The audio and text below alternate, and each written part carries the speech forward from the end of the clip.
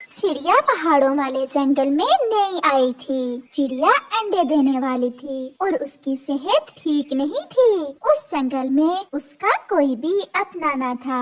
बहुत मुश्किल से सारा दिन काम करके वो अपने लिए एक तिनकों का घोंसला बना लेती है। शुक्र है मैंने ये छोटा सा घोंसला तो बना लिया है। अब मैं अपने इस घोंसले में आराम से अंडे दे सकती हूँ। लेकिन अंडे देने के बाद मुझे एक सुरक्षित और मजबूत घर बनाना होगा ताकि ठंड के मौसम में मेरे अंडे सुरक्षित रहें। जंगल में ठंड का मौसम भी आने ही वाला था, इसलिए उस जंगल के सभी पक्षी अपने लिए मजबूत घर बनाने की तैयारी कर रहे थे। फिर चिड़िया 2 अंडे दे देती है। अब मेरे अंडे तो आगे हैं और अब मुझे अपना मजबूत घर बनाना होगा। मैं कल से ही अपना मजबूत घर बनाने का काम शुरू कर दूंगी। फिर रात होते ही चिड़िया सो जाती है। आधी रात को जंगल में तेज और ठंडी हवा चलना शुरू हो जाती है। अरे ये क्या, ठंडी हवा तो अभी से चलना शुरू हो गई।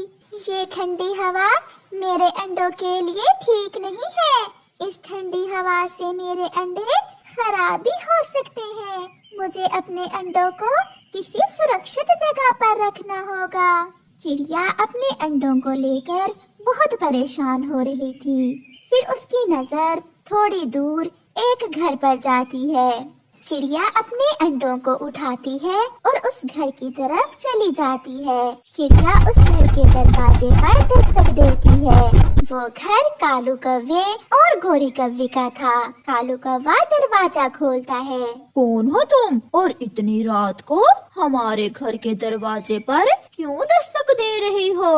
कौवे भैया, मैं बहुत मुश्किल में हूँ। मैं आपके जंगल में नई आई हूँ। मैंने अभी तक अपने लिए सुरक्षित घर नहीं बनाया। मेरे साथ ये मेरे 2 अंडे भी हैं। आप मुझे आज की रात अपने घर में रख ले। मैं कल अपने लिए सुरक्षित घर बना लूंगी। कालू की पत्नी गोरी भी बाहर आ जाती है। इससे पहले कि कालू कौवा कुछ बोलता, गोरी बोलती है, चिड़िया हमारा घर तो खुद छोटा सा है। मैंने खुद अंडा दे रखा है। हम तुम्हें कैसे अपने घर में रख लें?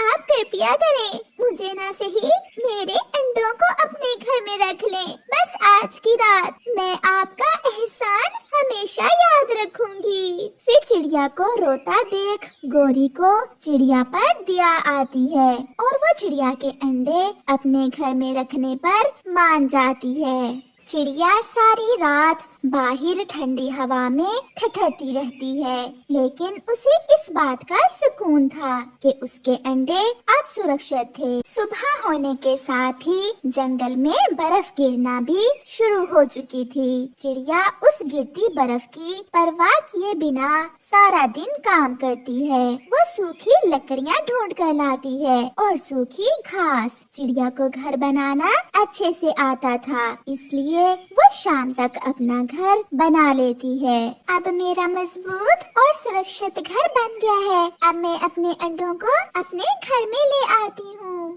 फिर चिड़िया कौवे के घर जाती है। आपका बहुत बहुत धन्यवाद जो आपने मेरा इतना साथ दिया। अब मैंने अपना घर बना लिया है। मैं अपने अंडे लेने आई हूँ। आप भी किसी दिन मेरे घर जरूर आना, मुझे बहुत अच्छा लगेगा। फिर चिड़िया अपने अंडे लेकर वहाँ से चली जाती है। आज रात चिड़िया अपने घर में बहुत आराम से बैठी ठंड के मजे ले रही थी। वो अपने अंडों को सारी रात गरमाइश देती है। कालू और गोरी भी अपने अंडे के साथ अपने घर में थे। उनका घर काफी कमजोर था। ज्यादा बर्फ गिरने की वजह से उनके घर की छत एक तरफ से टूट जाती है। कालू जी, अब हम क्या करें? इस ठंड से तो हमारा अंडा खराब हो जाएगा। गोरी, इस समय तो मैं बाहर जाकर अपनी छत की मरम्मत भी नहीं कर सकता।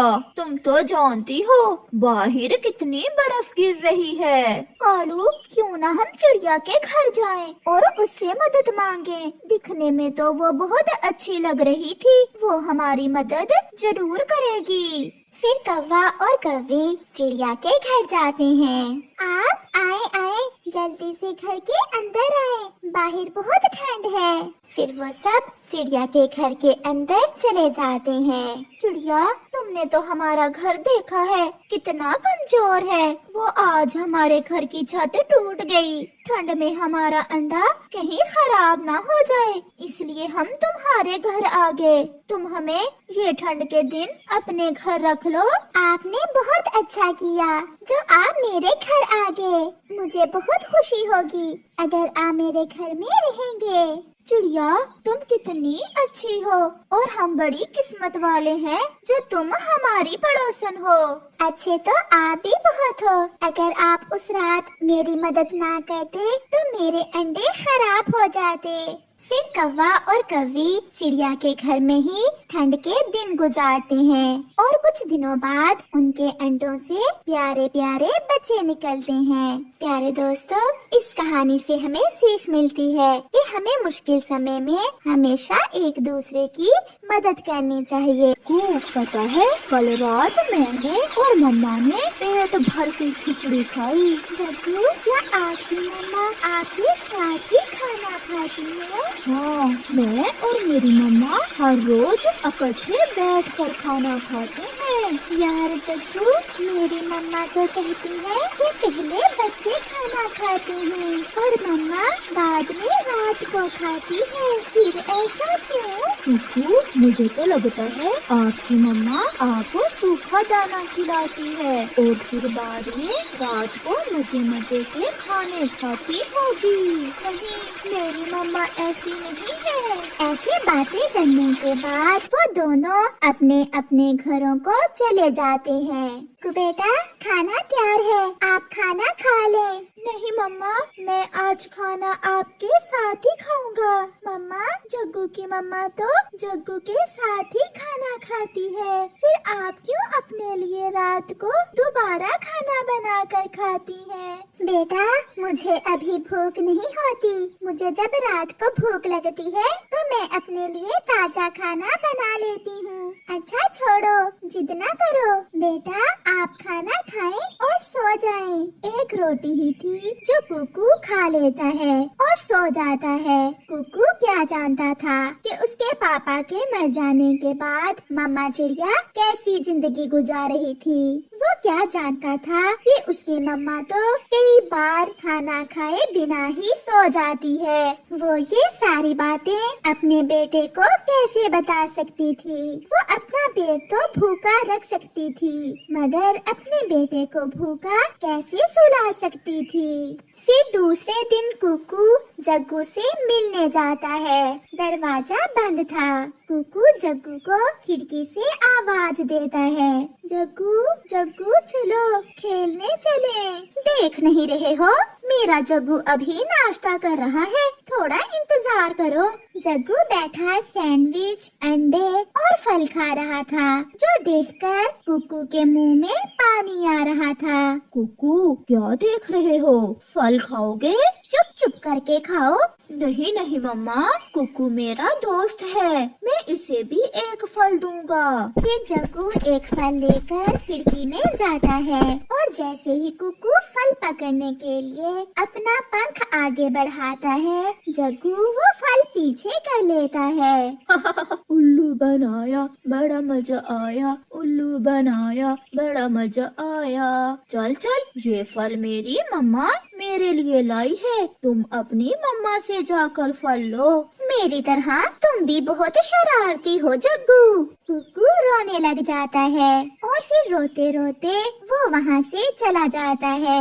वो दूर पहाड़ों की तरफ चला जाता है और वहाँ जाकर एक पेड़ की डाल पर बैठ जाता है। मेरी मम्मा मुझे ऐसे खाने क्यों नहीं ला कर देती? मुझे रोज सूखा दाना और एक रोटी खिला देती हैं और अपने लिए मम्मा रात को अलग से खाना बनाती हैं। वो छोटा पक्षी बैठा ऐसे रोए जा रहा था और खुद से बातें किए जा रहा था। शाम हो जाती है मगर कुकू वहीं बैठा हुआ था। मम्मा चिड़िया बहुत परेशान थी, न जाने कुकू कहाँ चला गया है। शाम हो गई है और अभी घर लौट कर नहीं आया। कितनी बार समझाया है कि शाम को जल्दी घर आ जाया करो। कबूतर जब कुकू को अकेले बैठा देखता है तो वहाँ जाता है। कुकू बेटा, क्या बात है? इस समय आप यहाँ बैठे क्यों रो रहे हो? क्या आपकी मम्मा ने मारा है आपको? जग्गू इतने स्वादिष्ट फल खा रहा था और मेरी मम्मा मुझे रोज सूखी रोटी देती है, खिलौने भी नहीं लेकर देती। सब बच्चों के पास सब कुछ है, फिर मुझे मेरी मम्मा खिलौने क्यों नहीं लेकर देती और मुझे खाना भी अकेले ही देती है, खुद बाद में खाती है। बेटा कुकू, उन सब बच्चों के पापा जिंदा हैं, वो कमा कर लाते हैं तो घर में फल भी आते हैं। आपके पापा अब इस दुनिया में नहीं रहे। बेटा, आपकी मम्मा बहुत मुश्किल से गुजारा करती हैं। मुझे मम्मा ने ये सब कभी नहीं बताया। आप झूठ बोल रहे हैं। कोई माँ अपने बेटे को दुखी कैसे कर सकती है? मैंने आपको सच बता दिया है, मेरा विश्वास करो। अब घर जाओ, मम्मा परेशान होंगी। फिर कुकू अपने घर चला जाता है। उसकी मम्मा उसका इंतजार कर रही थी। इतनी देर कर दी आपने बेटा, कहाँ गए थे? मगर कुकू खामोश था। नाराज हो अपनी मम्मा से? देखो, आज मैं अपने बेटे के लिए मीठा फल लाई थी। मीठा फल देखकर कुकू खुश हो जाता है और वो फल लेकर खा लेता है। मम्मा, आप नहीं खाएंगी?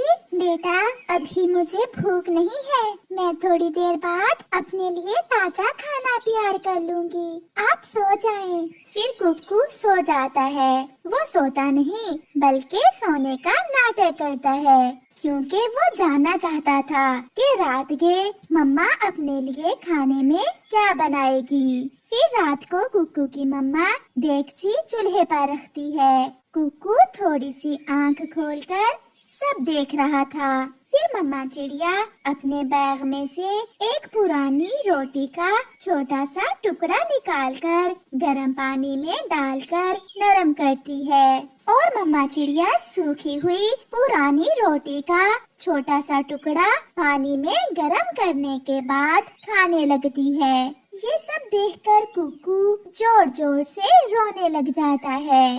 अरे कुकू, मेरी जान, आप जाग रहे हो? क्या हुआ? मेरे बेटे, क्या भूख लग गई है? नहीं मम्मा, मैंने जान लिया कि आप मेरे साथ खाना क्यों नहीं खाती। मम्मा, मुझे माफ करें, मैंने आपको तंग किया। मम्मा, मुझे नहीं पता था कि आप मुझे खाना खिलाकर खुद भूखी ही सो जाती हैं। मेरी जान, मेरा जीवन आपसे ही तो है।